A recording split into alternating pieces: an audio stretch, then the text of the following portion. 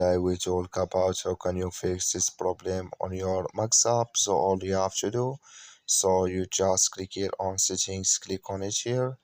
When you click here on settings, it's going to show for you list like this here. Then all you have to do, so you just go down here, you keep going down, then you click here on apps, then you come to apps list here, and here you're looking for Max app, or just click here on search, then here add Max app. It's going to show for you like this, click on it.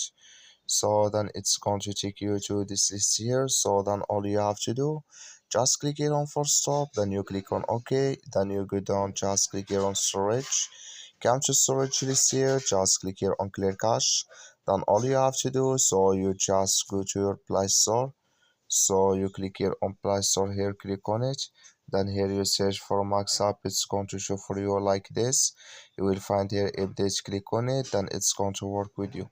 That's all you have to do. Thank you for watching. Don't forget to support us by liking, subscribe.